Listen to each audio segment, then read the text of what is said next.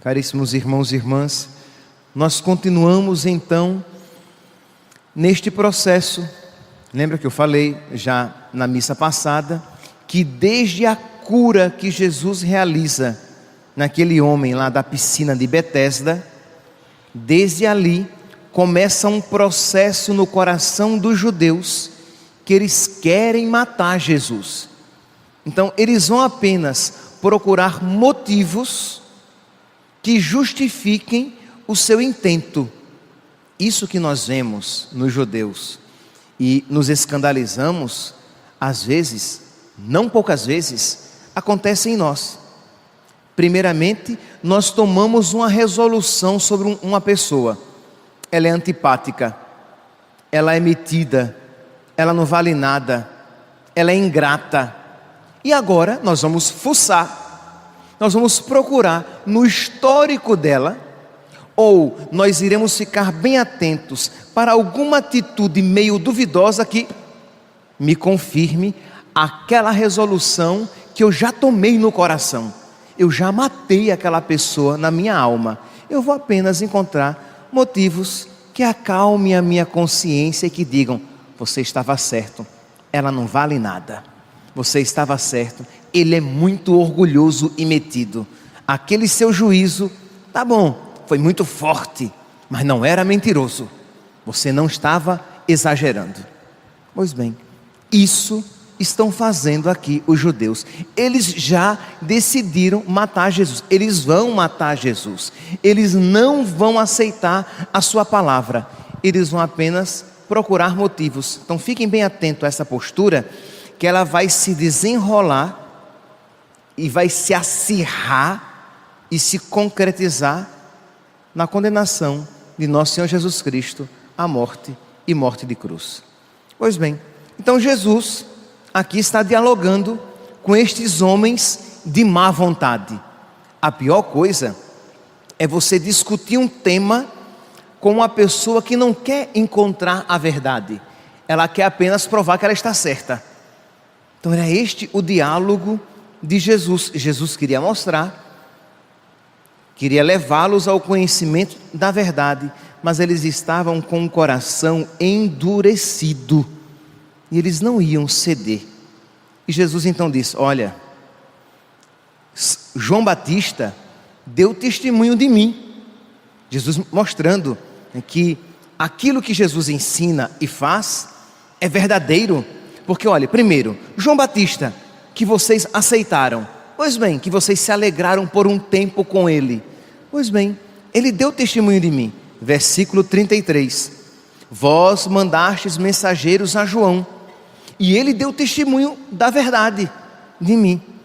Eu, porém, não dependo do testemunho de um ser humano, mas falo assim para a vossa salvação. Eu não dependo do testemunho de João Batista, mas eu estou falando para o vosso bem. João Batista deu testemunho de mim. Depois Jesus continua e diz: as minhas obras dão testemunho de mim.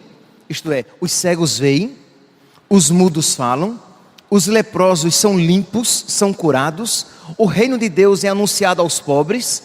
Isto é, isso eram sinais messiânicos. Versículo 36, mas eu tenho um testemunho maior do que o de João. As obras que meu Pai me concedeu realizar, as obras que eu faço, dão testemunho de mim, mostrando que o Pai me enviou. Mas eles também estavam cegos ao que João Batista havia falado: eis o Cordeiro de Deus que tira o pecado do mundo, e aquilo que as obras de Jesus estavam falando.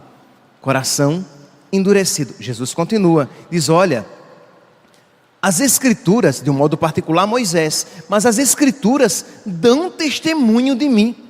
Versículo 39, no entanto, as Escrituras dão testemunho de mim. Depois, mais à frente, no versículo 46, Jesus diz: se vocês acreditassem em Moisés, também acreditariam em mim, pois foi a meu respeito que ele escreveu. Mas o coração endurecido.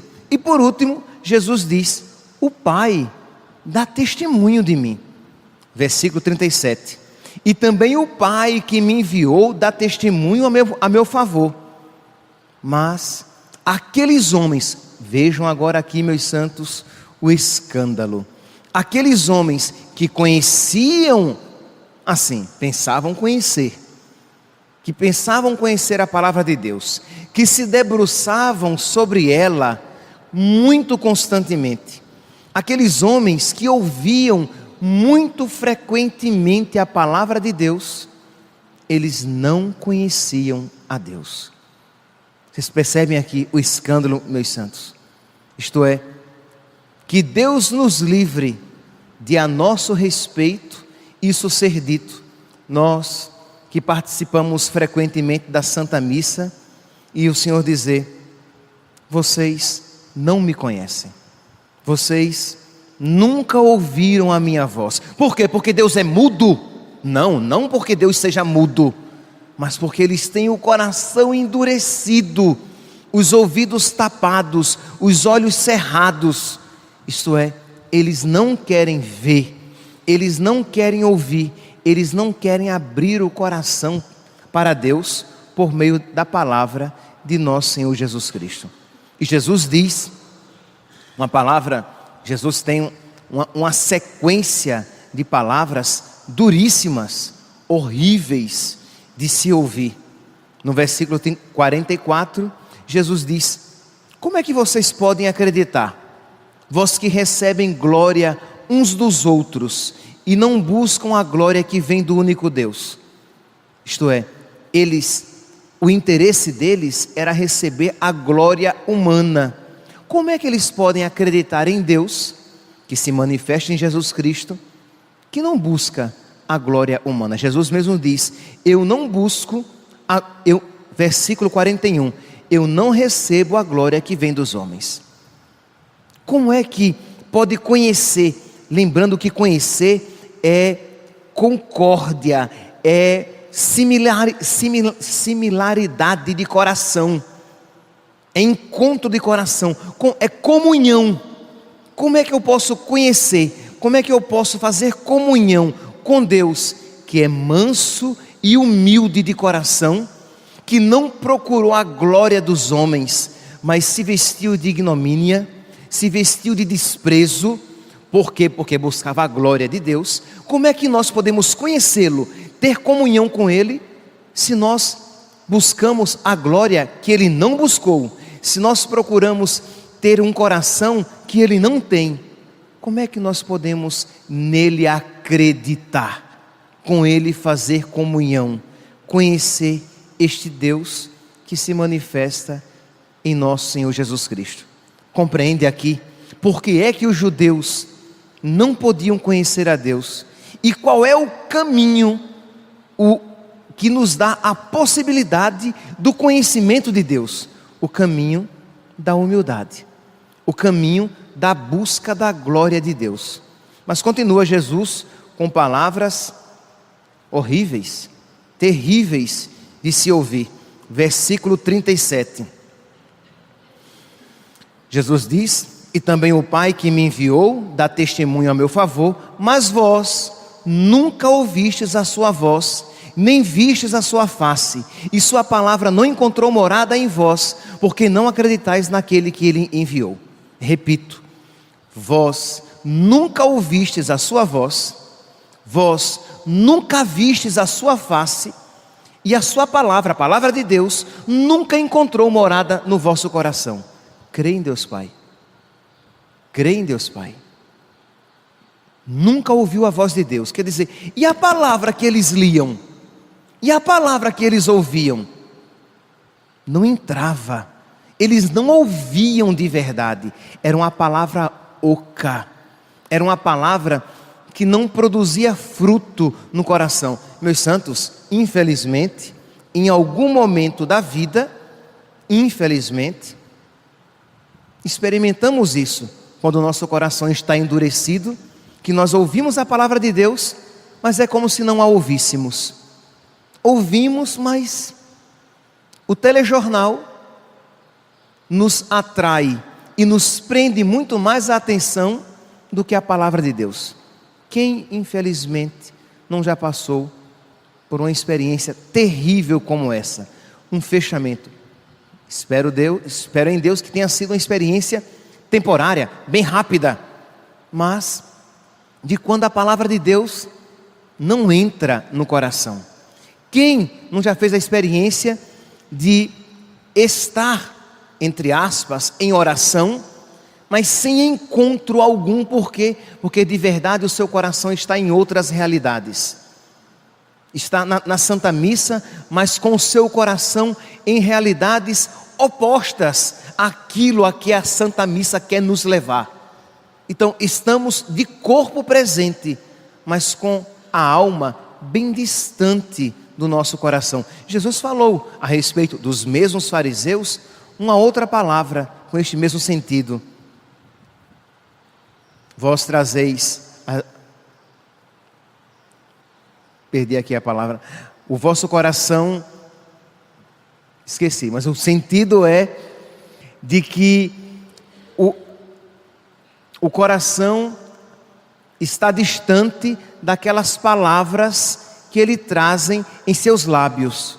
Isto é, a sua boca está cheia de palavras de Deus, mas o seu coração está longe, está distante daquilo que ele traz nos seus lábios. Então esta realidade que se aplicava aos fariseus, mas que é bom que nós apliquemos também à nossa vida, para que compreendamos que Jesus não fala apenas dos fariseus, mas fala também a nosso respeito, fala também do coração de cada um. E continua: vós nunca ouvistes a sua voz, vós nunca vistes a sua face, e sua palavra não encontrou morada em vós. A palavra não caiu no nosso coração. O semeador saiu a semear, parte da semente caiu à beira do caminho, vieram os pássaros e comeram. A palavra sequer, a semente sequer fincou raiz alguma no nosso coração. Então, meus santos, palavras duríssimas. Mas por que isto aconteceu? Porque esses homens estavam endurecidos. Eles não queriam conhecer a verdade. Eles não queriam se dobrar a nosso Senhor. Continua, versículo 42. Mas eu sei, crê em Deus Pai, mas eu sei que não tendes em vós o amor de Deus. Vocês não têm o amor de Deus nos corações. Ouçam, imagine que palavra dura que Jesus Cristo disse àqueles homens que eram homens religiosos. Aqueles homens religiosos, àqueles homens, Jesus disse: vocês não têm o amor de Deus nos corações. Mas por que, meus santos, eles não tinham o amor de Deus no coração? Porque como ter o amor de Deus, já que Deus é humilde, já que Deus não busca Jesus, o Filho de Deus, Deus como o Pai, Jesus não busca a glória dos homens. A única condição de eles terem comunhão com Deus e eles ouvirem a voz de Deus, verem a sua face, a sua palavra encontrar morada dentro deles e terem dentro deles o amor de Deus, seria tendo comunhão com Deus. E neste caso, vivendo da mesma humildade, procurando ser humilde como o nosso Senhor, como Ele nos chamou a ser. Aprendei de mim, que sou manso e humilde de coração. Quando Jesus lavou os pés dos apóstolos, Jesus disse o quê? Eu vos dou o exemplo, para que vós façais o mesmo. Este caminho da humildade, sem o qual, sem este caminho, sem a humildade, não há santidade, não há vida espiritual, não há comunhão com Deus, não há religião verdadeira, não há verdadeira escuta da palavra, não se pode ver a face de Deus. Sem a humildade, nenhuma outra virtude pode se encontrar no nosso coração.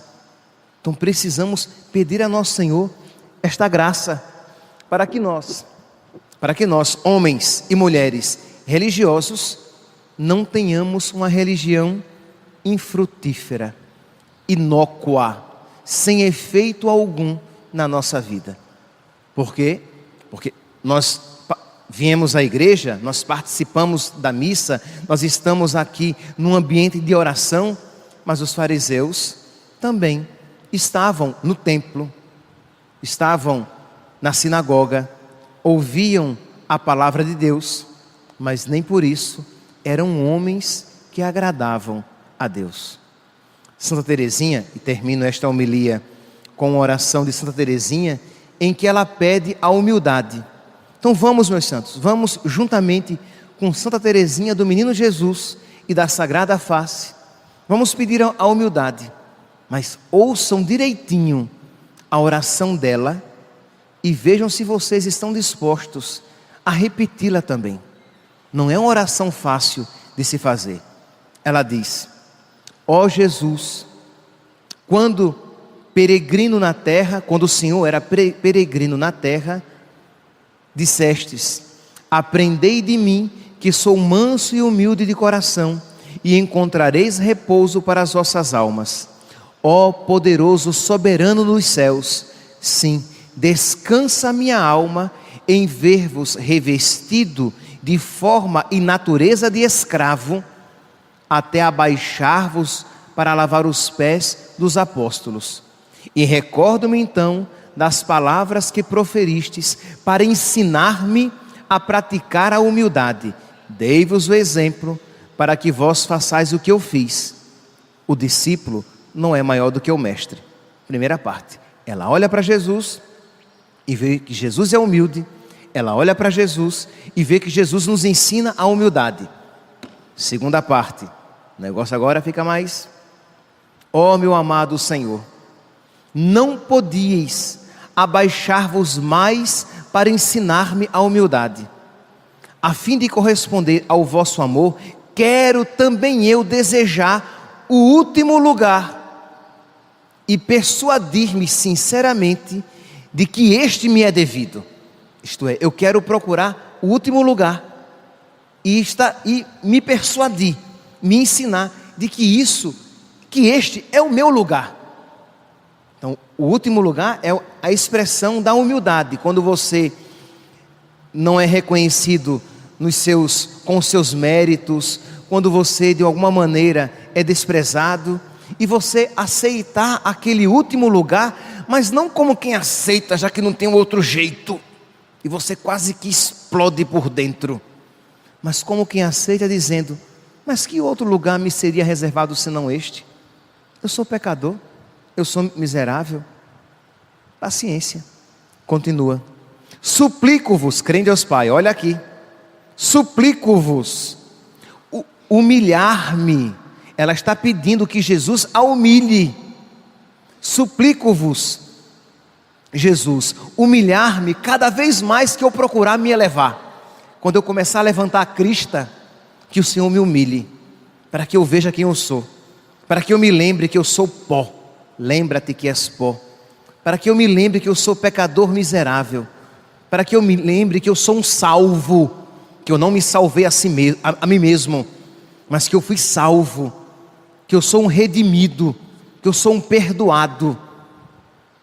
Quero participar crê em Deus Pai, quero participar de vossas humilhações, para convosco participar da vossa glória. Quem aqui está disposto, tendo consciência destas palavras, a já dizer: eu quero também, eu quero participar das humilhações de Deus, eu quero, imagine a que humilhações nosso Senhor Jesus Cristo foi submetido. Percebe, meus santos, que nós precisamos pedir a graça de Deus, para que ela venha em nosso auxílio, para que nós possamos de verdade suplicar este caminho, que é um caminho de perfeição, mas que não é um caminho qualquer. Entrar no mesmo caminho de nosso Senhor, mas que não existe caminho diferente, já que Ele nos chamou a caminhar por este caminho. Aprendei de mim, que sou manso e humilde de coração. Dei-vos o exemplo a seguir, para que vós façais o mesmo. Quando Ele lavou os pés dos apóstolos, porque afinal de contas, meus santos, o discípulo não é maior do que o mestre. Isto é, se eu fiz isso, vocês devem fazer também. Vós, porém, ó Senhor, conheceis a minha fraqueza. Cada manhã tomo a resolução de praticar a humildade. E à noite reconheço ter cometido ainda faltas por orgulho. De manhã eu digo, eu vou viver, serei humilde, vou buscar as humilhações. Quando chega no final do dia, que eu faço um exame de consciência, eu vi que eu não só perdi oportunidades para me unir a Jesus Cristo humilhado, como delas fugi, como as recusei, como não aceitei as humilhações que Deus me concedeu para me curar do orgulho que existe no meu coração. Meus irmãos, peçamos a Deus, peçamos por intercessão de Santa Teresinha do Menino Jesus, que hoje nos ensina este caminho da humildade, sem o qual não há verdadeira amizade com Deus, sem o qual o amor de Deus não pode permanecer nos nossos corações, sem o qual não seremos verdadeiros discípulos de nosso Senhor, que é manso e humilde de coração. Louvado seja nosso Senhor Jesus Cristo.